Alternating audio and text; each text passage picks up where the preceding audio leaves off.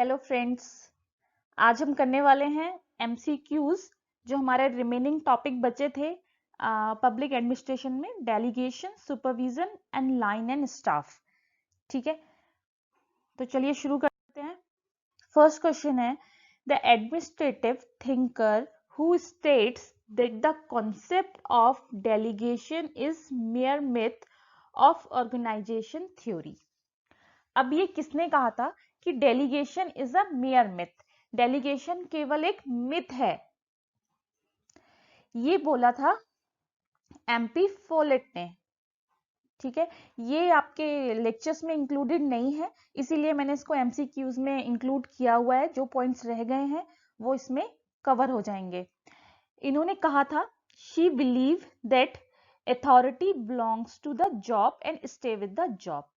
इन्होंने कहा था कि अथॉरिटी जो है वो जॉब से रिलेटेड है और जब तक जॉब रहती है वो रहती है। ठीक है, hence one who does the job must have the authority weather his superior like it और नॉट। अभी इन्होंने बोला है कि अगर किसी के पास जॉब है, मतलब कोई जॉब कर रहा है, तो ऑटोमेटिकली उसके पास अथॉरिटी है, चाहे उसके सुपीरियर को ये बात पसंद हो या ना हो। तो वो ये कहना चाहते हैं कि डेलीगेशन जैसी कोई चीज नहीं होती, मतलब अथॉरिटी देना is not the right word. जो जॉब कर रहा है, जो काम कर रहा है, उसके पास अपने आप अथॉरिटी होती है उस काम से रिलेटेड। ठीक है, इसके लिए उसे सुपीरियर पे डिपेंडेंट होने की जरूरत नहीं है, ये बोला था एमपी फोलेट ने। ठीक है, और बाकी जो हमारे तीन राइटर्स हैं, इन्होंने डेलीगेशन में इनका कोई कंट्रीब्यूशन नहीं है, इन्हें डेलीगेशन में कुछ नहीं बोला था। ठीक है, तो इस चीज को मैंने यहाँ पे नोट भी कर दिया है, इसको आप पढ़ लीजिएगा। ठीक है, नेक्स्ट क्वेश्चन है, which of the following statements are correct about delegation. Delegation के रेफरेंस में कौन से स्टेटमेंट्स करेक्ट हैं? फर्स्ट स्टेटमेंट है, it is authorization of a subordinate to act in a certain way independently. First statement में कह रहे हैं ये किसी सबऑर्डिनेट को ऑथराइज करना है किसी सर्टेन वे में, जिससे वो इंडिपेंडेंटली काम कर पाए, जिससे वो इंडिपेंडेंटली एक्ट कर पाए। ठीक है, डेलीगेशन का मतलब क्या होता है? डेलीगेशन का मतलब होता है किसी सुपीरियर द्वारा सबऑर्डिनेट को अथॉरिटी डेलीगेट करना, जिससे वो अपने वर्क स्पेस में इंडिपेंडेंटली काम कर पाए। ठीक है, तो इसका मतलब जो फर्स्ट स्टेटमेंट है ये करेक्ट है डेलीगेशन के रेफरेंस में। सेकंड है, it does not connote the transfer of final authority. इसका मतलब ये नहीं है कि जो फाइनल अथॉरिटी है वो ट्रांसफर कर दी जाए। जो फाइनल अथॉरिटी है वो किसकी रहेगी? सुपीरियर की ही रहेगी। ठीक है, वो कुछ पार्ट डेलीगेट कर सकता है, लेकिन फाइनल या फिर अल्टीमेट अथॉरिटी वो जो रहेगी वो हमेशा सुपीरियर की ही रहेगी। तो ये सही है। इसका अर्थ ये है कि जो ट्रांसफर होगा अथॉरिटी का वो फाइनल अथॉरिटी का नहीं होगा। तो this statement is also right in reference to delegation. Third है, it has a dual character as both the authorities vested in them simultaneously। तो ये हम जानते हैं कि डेलीगेशन का जो करेक्टर होता है वो डुअल होता है। डुअल का मतलब जिसने अथॉरिटी डेलीगेट की है, इसका मतलब ये नहीं है कि उसकी अथॉरिटी खत्म हो गई, उसकी अथॉरिटी भी रहेगी और जिस सबऑर्डिनेट को उसने डेलीगेट की है उसके पास भी उतनी अथॉरिटी रहेगी। तो यानी कि दोनों के पास अथॉरिटी होगी सेम टाइम पर। ठीक है, तो इसको बोलते हैं डुअल करेक्टर। तो ये भी सही है, this is also right. Fourth है, it is not subject to supervision, control and review. अब ये बोल रहे हैं जो डेलीगेशन है वो सुपरविजन, कंट्रोल और रिव्यू से रिलेटेड नहीं है। ऐसा नहीं है। अगर किसी सुपीरियर ने किसी सबऑर्डिनेट को सुपरविजन, कंट्रोल या रिव्यू के लिए डेलीगेट किया है तो वो ये सब भी कर सकता है। ये डिपेंड करता है सुपीरियर पे कि वो उसको कौन सी अथॉरिटीज डेलीगेट कर रहा है। तो ये जो फोर्थ है वो हमारा रॉन्ग हो जाएगा। ये सब भी डेलीगेट किया जा सकता है। तो आपके जो ऑप्शन 1 2 3 ये आपका है डी। ठीक है, तो डी जो ऑप्शन है वो सही होगा। नेक्स्ट है the correct statements about the relationship between supervision and inspection. ठीक है, सुपरविजन और इंस्पेक्शन के बीच में क्या रिलेशनशिप है? तो हमने जब सुपरविजन पढ़ा था उसमें हमने पढ़ा था जो इंस्पेक्शन है वो एक पार्ट है, वो एक टेक्निक है सुपरविजन की। 6 टेक्निक्स पढ़ी थी सुपरविजन की, जिसमें से इंस्पेक्शन एक टेक्निक है। ठीक है, तो फर्स्ट स्टेटमेंट है हमारा, inspection is a part of the process of supervision. Yes, this is right. Inspection supervision की प्रोसेस का एक पार्ट है, एक छोटा सा पार्ट है सुपरविजन का inspection. This is right. Next है supervision is a part of the process of inspection. No, supervision inspection का पार्ट नहीं है, इंस्पेक्शन सुपरविजन का पार्ट है। ठीक है, हमने 6 टेक्निक्स पढ़ी थी सुपरविजन की, जिसमें से इंस्पेक्शन एक टेक्निक थी, लेकिन इंस्पेक्शन का पार्ट नहीं है सुपरविजन, सुपरविजन का पार्ट इंस्पेक्शन है। Supervision is much larger than inspection. ठीक है, नेक्स्ट है supervision is more comprehensive term than inspection. Yes, supervision के अंदर सब कुछ इंक्लूडेड होता है, लेकिन इंस्पेक्शन का मतलब सिर्फ इंस्पेक्शन करना है, तो ये भी स्टेटमेंट राइट है। नेक्स्ट है inspection is post facto review. Post facto review का मतलब होता है जब कोई काम हो जाता है उसके बाद जब उसको रिव्यू किया जाता है। ठीक है, जो टास्क दिया गया है वो पहले कंप्लीट हो जाए, उसके बाद उसको रिव्यू किया जाए, ये होता है पोस्ट फैक्टो। तो इनके स्टेटमेंट के according inspection is post facto review. इनके अकॉर्डिंग जो इंस्पेक्शन होता है वो काम होने के बाद जो रिव्यू किया जाता है वो होता है, while supervision is operation both before an action and after it। ठीक है, जबकि सुपरविजन क्या है, जो ऑपरेशन के पहले और ऑपरेशन के बाद दोनों में ही किया जाता है। तो ये स्टेटमेंट सही है। इंस्पेक्शन हमेशा कब होता है, जब काम जो भी टास्क दिया हुआ है वो कंप्लीट हो जाता है या फिर वो फाइनल स्टेज में पहुंच जाता है, तभी इंस्पेक्शन का मतलब है। अदरवाइज जब टास्क शुरू ही नहीं हुआ है उस टाइम पे इंस्पेक्शन में आप क्या इंस्पेक्ट करोगे, क्या चेक करोगे? जब काम हो जाएगा या फिर ऑलमोस्ट कंप्लीट होने वाला होगा तभी इंस्पेक्शन किया जाता है। जबकि सुपरविजन क्या है, सुपरविजन क्या है, फर्स्ट स्टेज से लेके लास्ट स्टेज किसी भी टास्क की या वर्क की उसको सुपरवाइज करना ही सुपरविजन है। तो हमारा फोर्थ स्टेटमेंट सही है। नेक्स्ट है supervision is post facto review while inspection is in operation both before an action and after it. ये गलत है। इंस्पेक्शन हमेशा लास्ट स्टेज पे या फिर आफ्टर एक्शन किया जाता है, जबकि सुपरविजन फर्स्ट से लेके एंड तक किया जाता है। तो फिफ्थ आपका रॉन्ग है, सेकंड आपका रॉन्ग है, आपका राइट है 1 3 4। तो 1 3 4 है ऑप्शन ए।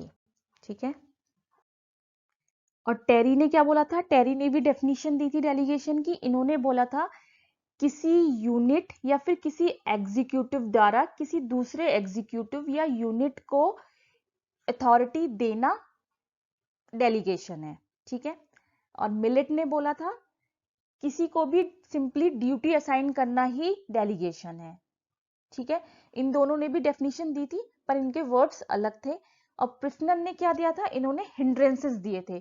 क्या क्या हिंड्रेंसेस होते हैं डेलीगेशन में? ठीक है, तो हमारा जो राइट ऑप्शन है वो है मूने।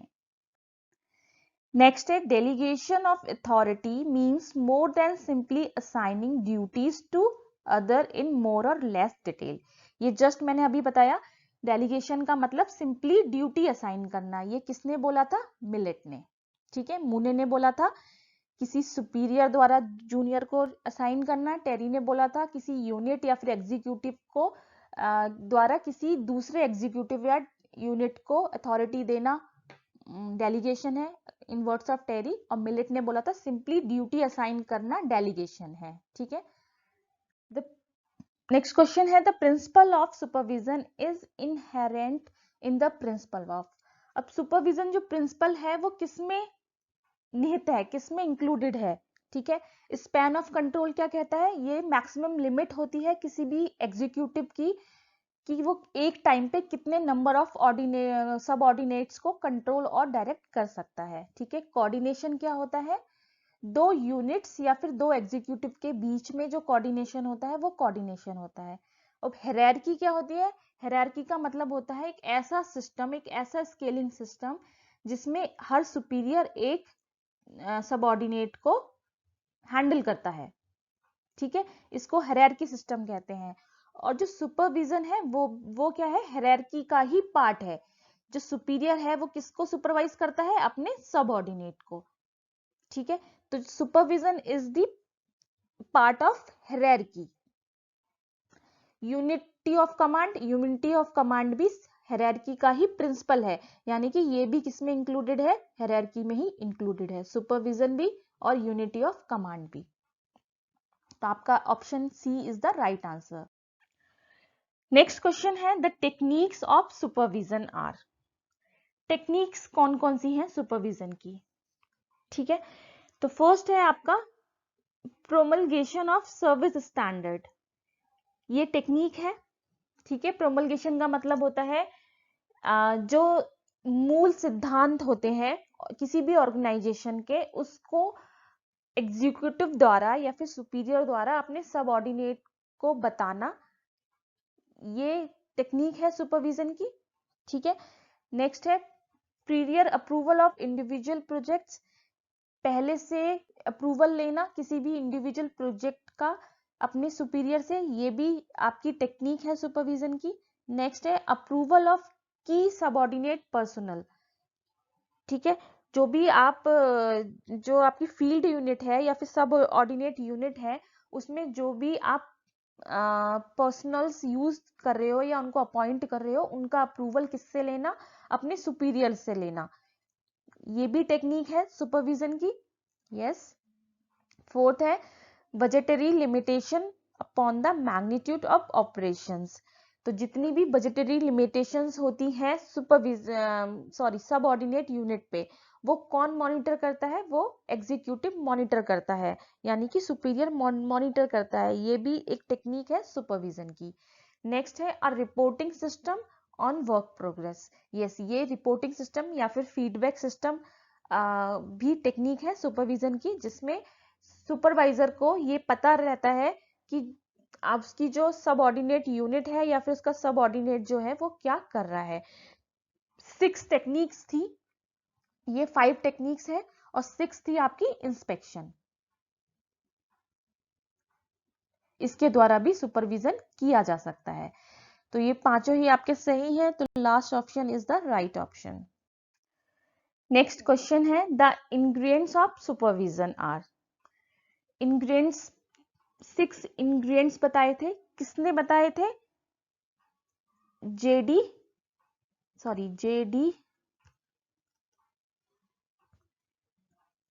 हैस्ले ने, ठीक है। चलिए चेक करते हैं कौन कौन से हैं वो 6 इनमें से।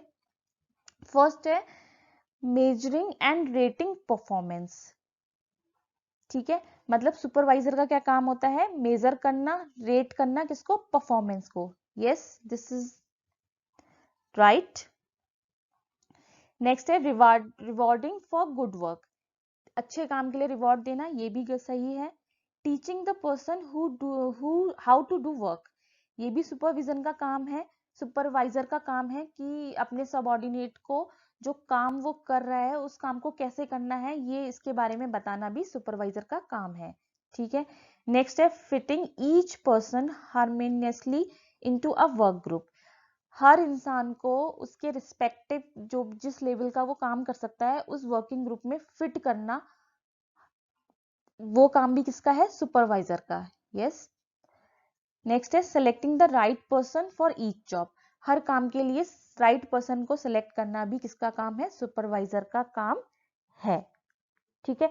तो ये सारे सारे ही ऑप्शन सही हैं, आपका option D is the right answer. और जो 6 था वो क्या था, वो था arousing interest of each worker in their work. Her worker का अपने काम में इंटरेस्ट जगाना भी काम किसका है? सुपरवाइजर का। ये आपका 6 था। 6 इंग्रेडिएंट्स दिए थे जेडी हैस्ले ने। नेक्स्ट है, who of the following distinction between substantive supervision and technical supervision. अब ये किसने डिस्टिंक्शन दिया था, इन दोनों में किसने डिफरेंस दिया था? तो ये मैंने आप लोगों को बताया था कि ये जो टर्म है सब्सटेंटिव, ये किसने दी थी? मिलेट ने दी थी। ठीक है, इन्होंने बताया था कि सब्सटेंटिव और टेक्निकल सुपरविजन डिफरेंट होते हैं। टेक्निकल कौन से होते हैं? जो जिसमें टेक्निकल वर्क होता है, कुछ स्पेसिफिक काम होते हैं, वो सुपरविजन होता है। सब्सटेंटिव क्या होता है? जो मूल, जो भी ऑर्गेनाइजेशन के पॉलिसीज हैं उनके अकॉर्डिंग जो सुपरविजन होता है। तो ये टर्म दी थी मिलेट ने। नेक्स्ट है, which of the following is not an aspect of supervision. अब सुपरविजन के 3 एस्पेक्ट्स पढ़े थे हमने। ठीक है, यहाँ पे 4 दिए हुए हैं, इसका मतलब कोई एक ऐसा एस्पेक्ट है जो सुपरविजन का एस्पेक्ट नहीं है। फर्स्ट है इंस्टीट्यूशनल एस्पेक्ट। ये एस्पेक्ट है सुपरविजन का। इंस्टीट्यूशनल का मतलब होता है जो भी इंस्टीट्यूट या फिर ऑर्गेनाइजेशन है उसके जो पॉलिसीज हैं उनके अकॉर्डिंग सुपरवाइज करना इंस्टीट्यूशनल सुपरविजन होता है। तो ये एस्पेक्ट सही है। नेक्स्ट है पर्सनल एस्पेक्ट। पर्सनल एस्पेक्ट क्या होता है? पर्सनली जो सुपरवाइजर है वो कितना पोलाइट है और कितना एक्टिव है या मोटिवेटिव है, जो अपने वर्कर्स को हमेशा मोटिवेट करता है। तो ये होता है पर्सनल एस्पेक्ट ऑफ सुपरविजन। ये भी एक एस्पेक्ट है। नेक्स्ट है पॉलिटिकल एस्पेक्ट।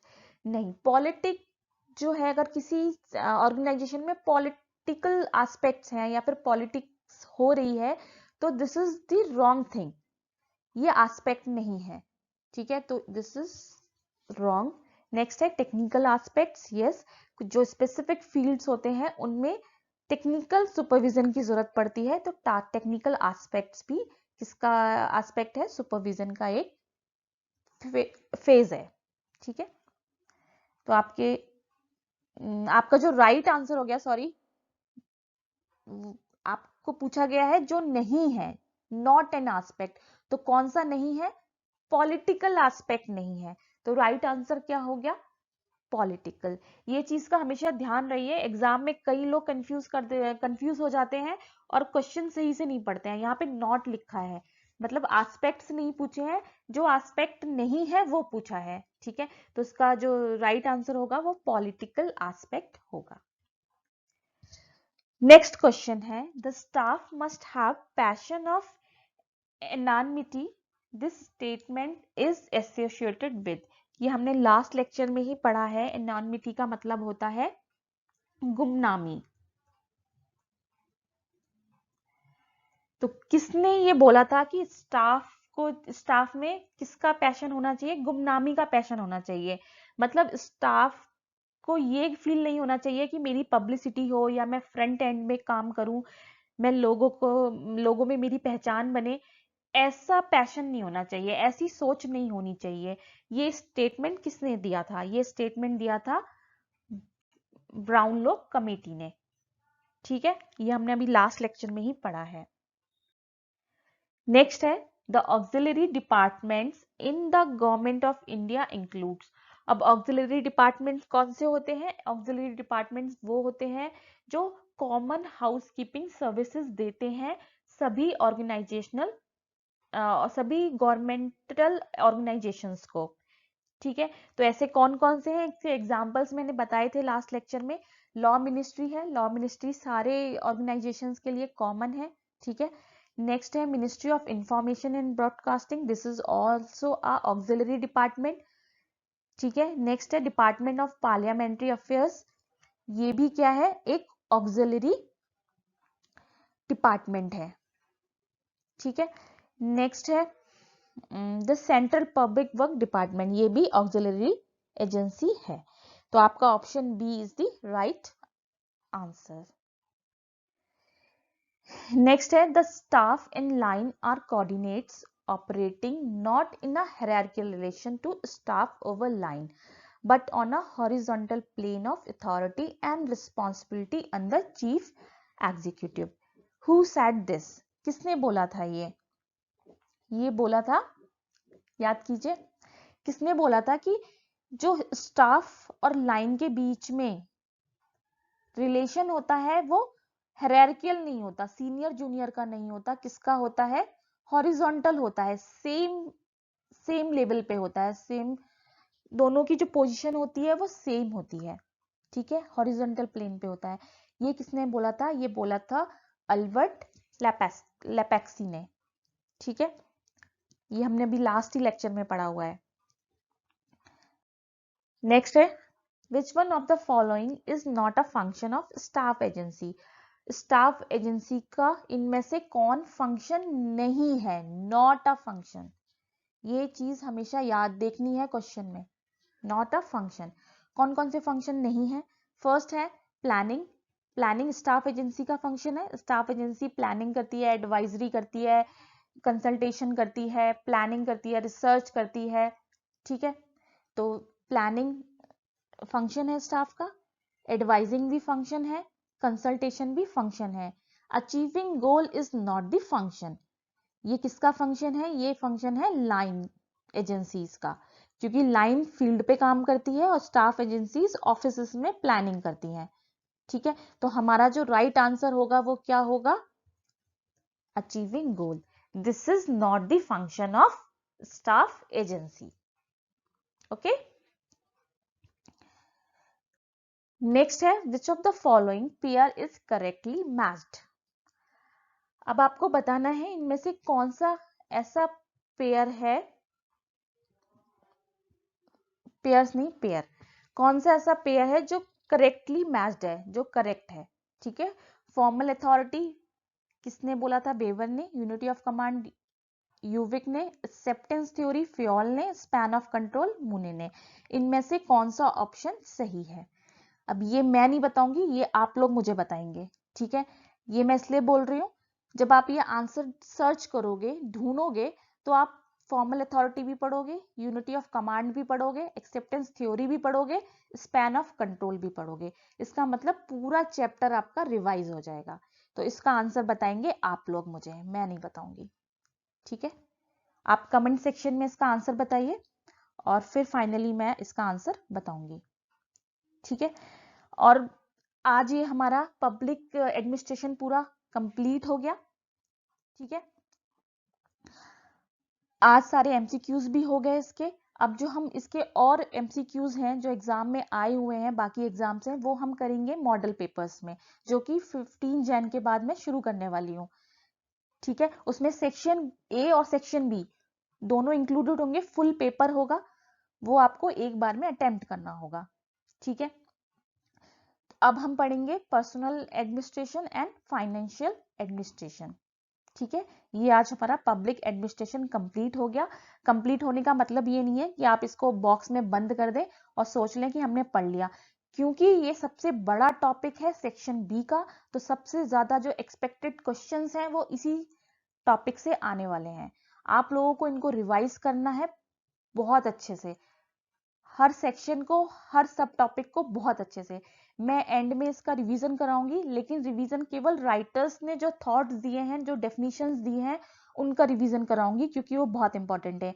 बाकी जितने भी पॉइंट्स हैं वो आपको खुद रिवाइज करने पड़ेंगे। इतने शॉर्ट टाइम में सब कुछ रिवाइज करना पॉसिबल नहीं है, इसीलिए जितने भी थिंकर्स हैं जिन्होंने जो जो डेफिनेशंस दी हैं वो फाइनली मैं 1 2 3 लेक्चर्स में रिवाइज करा दूंगी। उसके अलावा जो रिवीजन करना है वो आपको खुद ही करना है, ठीक है।